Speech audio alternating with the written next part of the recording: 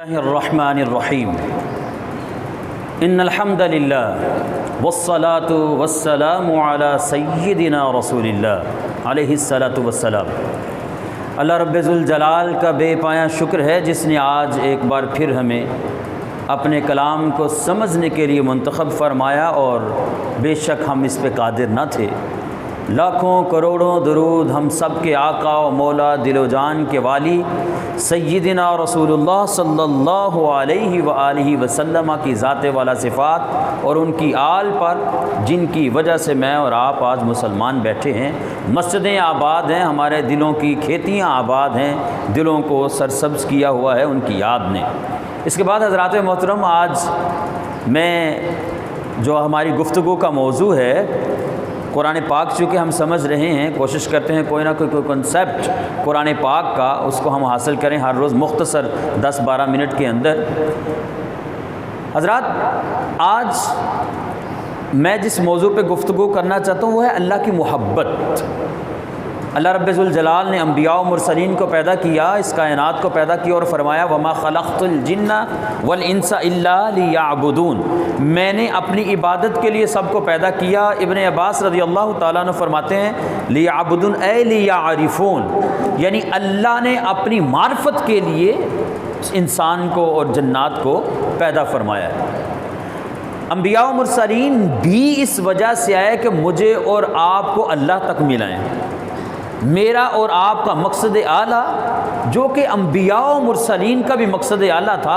الوصول الی اللہ، اللہ رب ذوالجلال تک پہنچنا۔ انبیاء بھی یہی کام کرتے رہے کہ اس کائنات کو انسانوں کی غلامی سے نکال کر اللہ کی غلامی کے اندر دیتے رہے۔ اب بات یہ ہے کہ وہ اللہ کی جب ہم غلامی میں آ جائیں، ہم اس کے بندے ہیں، تو دیکھنا ہے کہ ہمارا آقا و مولا اللہ رب ذوالجلال کس بات سے خوش ہوتا ہے، کس بات سے ناراض ہوتا ہے۔ چونکہ میرا اور آپ کا مقصد اعلیٰ، جو ہمارے پیرانے کرام، ہمارے صوفیاء، ہمارے علماء، ہمارے اتقیاء، اصفیاء، صالحین، حتیٰ کہ انبیاء و مرسلین سارے کے سارے اس بات پہ زور دیتے ہیں کہ اللہ تک پہنچنا ہے ہم نے۔ تو اللہ تک پہنچنے کے لیے ہمیں یہ دیکھنا ہے کہ اللہ کس سے محبت فرماتا ہے، آسان ہمارے لیے ہو جائے۔ تو آئیے ہم قرآن سے پوچھتے ہیں، اللہ ہمیں ارشاد فرما تو کن لوگوں سے محبت کرتا ہے؟ تو اللہ رب ذوالجلال نے سورہ آل عمران کے اندر 68 نمبر سورہ ہے، اس میں اللہ نے ارشاد فرمایا اللہ ولی المؤمنین، اللہ رب ذوالجلال مومنین کا مددگار اور دوست ہے، محبت کرنے والا ہے مومنین کا۔ میں نے کل آپ کو ایمان کے حوالے سے گفتگو کی تھی، اب ہم اس کی ایک اور ڈائمنشن، اس کی ایک اور پہلو میں آپ کے سامنے رکھتا ہوں۔ نبی اکرم صلی اللہ علیہ وسلم نے فرمایا تم میں سے ایمان مکمل کس کا ہے؟ من احب للہ وابغض للہ واعطى للہ ومنع للہ فقد استکمل الایمان۔ فرمایا جس بندے نے کسی سے محبت کی فقط اللہ کے لیے۔ آپ مثال کے طور پہ ڈاکٹر یاسر صاحب یہاں موجود ہیں، ان کے ساتھ آپ کا کوئی رشتہ نہیں، وہ ہمیشہ کہتے ہیں میں تو کشمیر کا ہوں، میں نے یہ سب آپ کے لیے کر رہا ہوں۔ تو بات ٹھیک ہے، آپ کیوں ان سے محبت کرتے ہیں، کیوں ان کو آنکھوں پہ بٹھاتے ہیں؟ فقط اللہ کے لیے کہ اللہ اور اس کے رسول کا پیغام دیتے ہیں۔ قاری صاحب سے، علماء سے آپ کو کیوں محبت ہے؟ فقط اس لیے کہ یہ اللہ رسول کی بات کرتے ہیں۔ تو اللہ رب ذوالجلال کے پیارے بھی فرماتے ہیں جس نے فقط اللہ کے لیے کسی سے محبت کی، اس کی اپنی کوئی اندر کوئی چھپی ہوئی باتیں نہیں تھیں، خواہشات نہیں تھیں، اپنی خواہشات کے لیے نہیں، اللہ کے لیے محبت کی۔ ومن ابغض للہ، کسی سے اگر نفرت کی تو فقط اللہ رب ذوالجلال کے لیے۔ ومن اعطى للہ، کسی کو کچھ دیا تو اس سے کچھ پانے کے لیے نہیں، کسی لالچ کے لیے نہیں، کسی اور ہوس کے لیے نہیں، بلکہ اللہ کے لیے فقط کسی کو دیا۔ ومن احب للہ وابغض للہ واعطى للہ ومنع للہ، کسی کو محروم رکھا یا کسی چیز سے منع کیا تو فقط اللہ کے لیے۔ تو فرمایا یاد رکھو جس شخص میں یہ چار کیفیات آ جائیں فقد استکمل الایمان، اس کا ایمان مکمل ہے۔ یہ ہے ایمان کے مکمل ہونے کی نشانی۔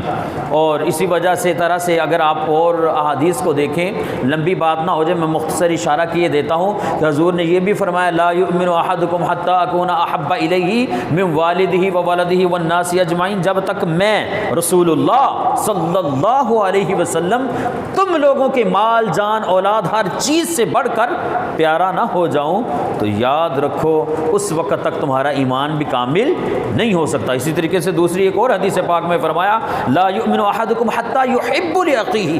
ما یحب لنفسہ،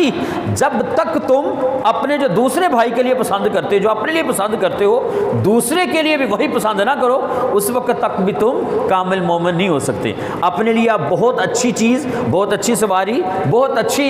رہن سہن اور دیگر معاملات اپنے لیے کچھ اور پسند کریں، اپنے دوسرے بھائی کے لیے کچھ اور پسند کریں، تو یہ ایمان کا دوہرا معیار ہے، یہ ایمان تک مکمل نہیں ہو سکے گا آپ کا۔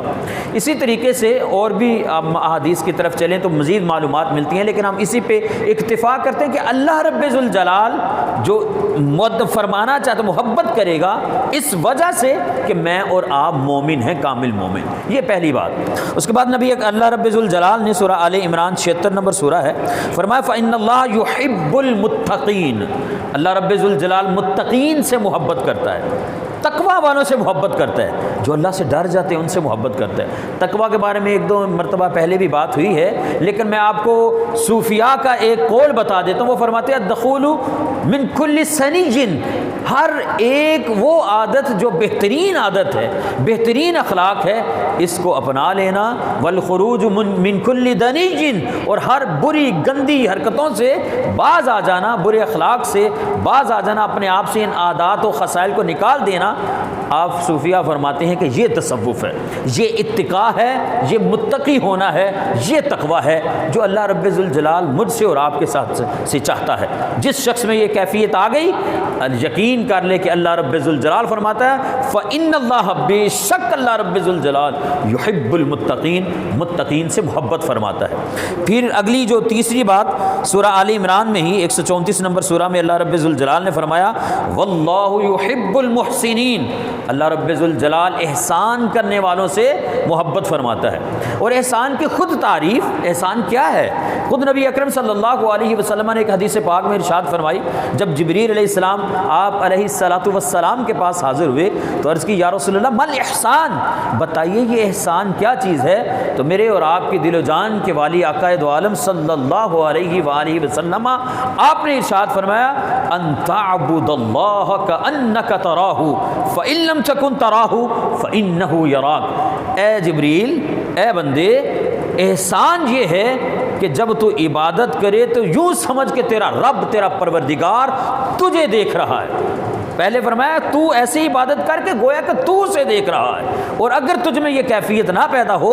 تو یہ یقین کر لے کہ تیرا رب تجھے دیکھ رہا ہے۔ اب جس کا رب اسے دیکھ رہا ہو یا وہ رب کو دیکھ رہا ہو، اب اس کی عبادت کا نظارہ کیسے ہوگا، اس کی عبادت کی کیفیت کیسے ہوگی، یہ آپ مجھ سے زیادہ بخوبی جانتے ہیں۔ اور یقین جانیے کہ یہ حدیث پاک وہ ہے جو پورے علم تصوف کی بنیاد ہے۔ صوفیہ نے یہاں سے تصوف کو اخذ کیا، اور تمام کتب تصوف میں اس بات کی طرف اشارہ ہے کہ یہ ہماری بنیاد ہے کہ پہنچنا کہاں تک ہے، یہ مقام حاصل کرنا ہے۔ صوفیہ کہتے ہیں انسان نے کہ اللہ کی عبادت ایسے کرنی ہے جیسے میں اس کو دیکھ رہا ہوں، اور یہ اگر نا کیفیت پیدا ہو تو ایسی کیفیت کم از کم ہونی چاہیے کہ میرا رب تو مجھے دیکھ رہا ہے۔ اور احسان کا دوسرا پہلو جسے ہم اردو میں اگر سمجھ لیں کہ ہر ایک کے ساتھ احسان کرنا، میاں کا بیوی کے ساتھ احسان کرنا، بیوی کا میاں کے ساتھ احسان کرنا، ماں باپ کے ساتھ احسان کرنا، بچوں کے ساتھ احسان کرنا، جانوروں کے ساتھ احسان کرنا، زمین کے ساتھ احسان کرنا، کھیتی باڑی کے ساتھ احسان کرنا، یہ کیڑے مکوڑوں کے ساتھ احسان کرنا، ہر چیز میں اللہ رب ذوالجلال نے میرے اور آپ کے لیے خیر خواہی لکھ دی ہے۔ تو اللہ رب ذوالجلال احسان کرنے والوں کو بھی پسند فرماتا ہے، بلکہ محبت فرماتا ہے۔ اور اگلی چیز اللہ رب ذوالجلال نے سورہ آل عمران کے اندر ارشاد فرمائی، سورہ 146 نمبر آیا، اللہ رب ذوالجلال ارشاد فرماتا ہے کہ واللہ یحب الصابرین، اللہ صبر کرنے والوں کو بھی پسند فرماتا ہے۔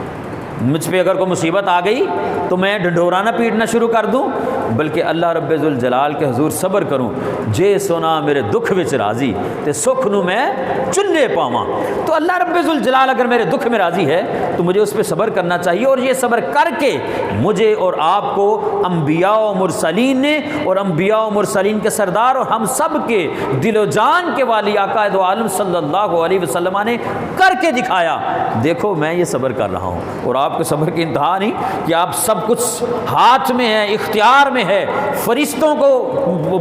بتایا جا رہا، حکم دیا جا سکتا ہے اور ہر چیز کی جا سکتی ہے، لیکن سونے کے پہاڑ آپ نے فرمایا نہیں میں چاہوں تو یہ خود میرے ساتھ سونے کا بن کے چلے۔ اور جب جبریل علیہ السلام آئے اور پھر وہ دوسرے فرشتے آئے، جب طائف والوں نے بدتمیزی کا مظاہرہ کیا تو آپ جانتے ہیں اللہ رب ذوالجلال نے حضور کو اختیار دیا، لیکن حضور علیہ الصلوۃ والسلام نے صبر کیا۔ تو وہ اللہ نے ایک اور کیفیت بیان کی کہ ان اللہ یحب الصابرین، اللہ صبر کرنے والوں کو محبت فرماتا ہے، اور ساتھ ہی ایک اور جگہ پہ فرمایا ان اللہ مع الصابرین، دکھ نہ کرنا، اللہ صبر کرنے والوں کے ساتھ بھی کھڑا، صبر کرنے والوں کے ساتھ۔ پھر آگے اللہ رب ذوالجلال نے ارشاد فرمایا ان اللہ یحب المتوکلین، سورہ آل عمران کی ہی 159 نمبر آیا ہے۔ اللہ رب ذوالجلال فرماتا ہے اللہ محبت کرتا ہے توکل کرنے والوں کے ساتھ۔ اب توکل یہ نہیں ہے کہ میں کہوں کہ میں یہ دروازے بند کے اندر بیٹھ گیا ہوں تو اللہ مجھے یہیں پہ رزق دے دے، میرا اللہ پہ بڑا توکل ہے، کچھ کرے ہی نہ، نہیں، بلکہ مجھے اور آپ کو، میرے اور آپ کے آقا صلی اللہ علیہ وسلم نے ارشاد فرمایا، ایک صحابی آ جاتا ہے باہر اپنا اونٹ باندھتا ہے، سواری باندھے بغیر چھوڑ دیتا ہے اور مسجد نبوی شریف میں آ جاتا ہے۔ حضور علیہ الصلوۃ والسلام ان سے پوچھتے ہیں کہ بھئی آپ کی سواری؟ حضور میں نے اللہ پہ توکل کر کے چھوڑ دی۔ حضور علیہ الصلوۃ والسلام نے اسے واپس بھیجا، حدیث پاک کا مفہوم ہے، اور کہا واپس جاؤ، جا کے اپنی سواری کو اچھی طرح سے باندھو، محفوظ کرو، اس کے بعد اللہ پہ توکل کرنا۔ حضرات ہم لوگ توکل کے قائل ہو گئے ہیں، ہاں اس میں کوئی شک نہیں، اللہ چاہے تو بند کمرے کے اندر بھی رزق دیتا ہے، سیدہ مریم کو نہیں دیا اس نے؟ وہ تو چاہے تو آپ خود دیکھیے، وہ زمین کے اندر، پاتال کے اندر، پہاڑوں کے اندر، پہاڑ کے اندر، وہ چھوٹے چھوٹے ذروں کے اندر جو کیڑے مکوڑے اور چھوٹی چھوٹی مخلوقات ہیں، بند پہاڑوں کے اندر اور بند پتھر کے اندر اللہ اس کو بھی رزق پہنچا رہا ہے، اس کی شان ہے، اس کی قدرت ہے۔ اور ابھی جب آپ کی یہ مسجد کی کھدائی ہو رہی تھی تو علامہ یاسر صاحب نے وہ ایک اینٹ دکھائی، 25 سال پرانی اینٹ اوپر سے ہر چیز بند ہے، جب اس کو انہوں نے توڑا تو اس کے اندر سے ایک پودا نکل رہا تھا، اس کے اندر سے پودا نکلا ہوا تھا سبز رنگ کا۔ اللہ جس کو چاہے جہاں چاہے سب کچھ کر سکتا ہے، وہ قادر ہے، غنی ہے، ہر ایک سے بالا ہے، لیکن اس نے اپنے قانون رکھا ہے۔ تو تواکل نہیں ہے، وہ کیا اسے کہتے ہیں کہ بیٹھ جانا اور اپنے آپ کو اس چیز کا کہ میں سستی اور کاہلی کا شکار کر لینا، یہ توکل نہیں ہے، بلکہ ہر چیز کیجئے اور نتائج اللہ رب ذوالجلال پہ چھوڑ دیجئے، یہ ہے ان اللہ یحب المتوکلین۔ اور آخری بات آج کی میں آپ کو گزارش کیے دیتا ہوں، اللہ رب ذوالجلال نے سورہ مائدہ کے اندر ارشاد فرمایا ان اللہ یحب المقسطین، اللہ انصاف کرنے والوں کو پسند کرتا ہے۔ وہ انصاف میرا اپنے بچوں کے ساتھ ہے، وہ انصاف میرا اپنے خاندان کے ساتھ ہے، وہ میرا انصاف اپنے معاشرے کے ساتھ ہے، اپنے مکان کے ساتھ ہے، اپنی گلی کے ساتھ ہے، اپنے ہمسایوں کے ساتھ ہے۔ وہ میرا انصاف میں جس لیول پہ ہوں، اگر میں کوئی افسر ہوں تو میرے ساتھ جو جتنے لوگ ہیں میرے تحت ان کے ساتھ ہے، اگر میں مزدور ہوں تو میرے دوستوں کے ساتھ ہے، میرا جو مالک ہے اس کے ساتھ ہے۔ حضرات یہ انصاف کا تقاضا یہ ہے کہ میں کام کو مکمل کروں۔ اور اللہ رب ذوالجلال کے پیارے حبیب نے فرمایا بھی نا کہ سبعۃ یظلھم اللہ یوم لا ظل تحت عرشہ یوم لا ظل الا ظلہ، فرمایا کل قیامت کے دن جب کسی شے کا سایہ نہیں ہوگا، اللہ کے عرش کا سایہ ہوگا، تو اللہ اپنے عرش کے سائے کے نیچے جن 7 لوگوں کو